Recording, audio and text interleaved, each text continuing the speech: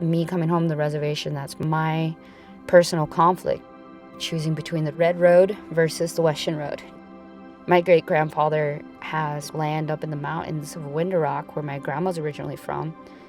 It's like, do I go to Window Rock and like eventually build my home, learning my language, knowing these traditions, or do I go to Washington and go be a program director for the LGBTQ community with $40,000 a year with benefits? That was 2 weeks ago. I got that job offered. And I was like, no, I'm good. And, you know, majority of people were like, are you crazy? This is like what every millennial is trying to do. And you're turning it down? I love going to sweat lodges every Saturday and talking to the other women. I love going to ceremonies and staying up night chanting and singing and hearing my native language spoken and having spiritual experiences and having teachings from older generations. The elders are like, enjoy yourself when you're young, indulge in it, be fast, go run, go explore these mountains, go do all that you can, because one of these days you're gonna be old and your hands are gonna come in together, your joints are gonna hurt. And he's like, go indulge it, go enjoy it, go do all that you can. It always told me, is like, you know, if you believe in something to fight for it, go get up and go do it. You know, you don't need permission. You don't need to tell everybody what you're doing. You don't need to be recognized. You know, that humility, that humbleness. I've always seen that in my grandparents. They've always helped out people, but nobody knew where that help came from. And I've always admired that. So I adopted that into my own doctrine and constitution. And I really treasure those teachings, because you only get your grandparents once. When you sit, especially as a young person, you're sitting in a way to know that you may have to get up and go do something. Maybe somebody's about to have a baby, or maybe somebody needs some sort of medicine.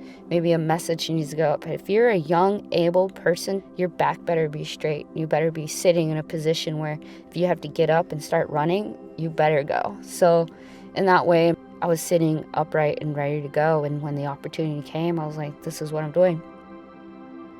The day before, I was like, so, I'm going to Standing Rock. And they're like, why? And I was like, because the history is being made and I want to be part of it, and knowing that I contributed. I'm here, I'm able, you know, and if I see somebody chopping wood, no problem, I'll go over there. And if you need help with cooking, no problem. As an academic scholar, I've written my own academic papers of how social change begins on the reservation, and it's happening. I came here to listen for their teachings, for their narratives, their conversations, and maybe it will spark a solution. It's fall season. It's time to harvest not only our vegetables and fruit, but fall is like the Navajo New Year. So right now it's kind of like a New Year's resolution for me. So it's just meeting the network and just listening to each other right now. Right now it's just a lot of listening. When I'm getting a teaching from my grandfather, I get all riled up being a young buck and I want to like start putting my input, but I learned that you have to shut up and be quiet. When you're a Westerner, you just want to like have a discussion and put your ideas. But in the indigenous world, it's good to listen and absorb it, chew it, digest it, think about it, because your mouth is like the creator of reality. So when you're already putting your ideas and interrupting someone, you're interrupting their hajon, you know, the philosophy of to walk in beauty. And you're messing it up.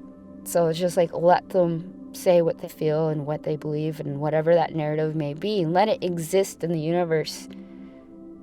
And then if you have something to add, then you can stitch it onto that end and send it off. I came home to give back to my community, looking at the potential of like what could happen with the reservation. It's being from a cross-country coach to economics, biology teacher, just kind of jack of all trades in education. And I think that's really my main thing, was going to school and coming back and giving the kids the truth of what college is like. having a professor cross out your paper and call it rubbish and shove it back at you, you know, you're just kind of like, all right, I'll try it again. That's why I keep telling my communities, like, don't be afraid to fail. It's like, you're going to cry, but so what? You know, get up, try it again, fail again. You got to fail a lot to learn how to do everything that you're going to do. You're going to be, have a lot of rocks chucked at you in the academic Western world, but you got to learn how to laugh, learn how to be flexible, learn how to be patient, learn how to be transformative. And if there's work to be done, don't be told what to do. Get up and go do it. So that's just kind of in a sense how I've grown up and trying to translate that to the students. And sometimes they don't like it, but I'm like, you know, that's the truth. I'm just telling you, you know, you're going to get it worse when you leave the reservation. And it's okay. You can come back and, you know, go pray and burn some cedar and go back through a ceremony and feel refreshed, rejuvenated, and go back out there. You have to work really hard. You're going to cry and bleed tears, but you're going to make it.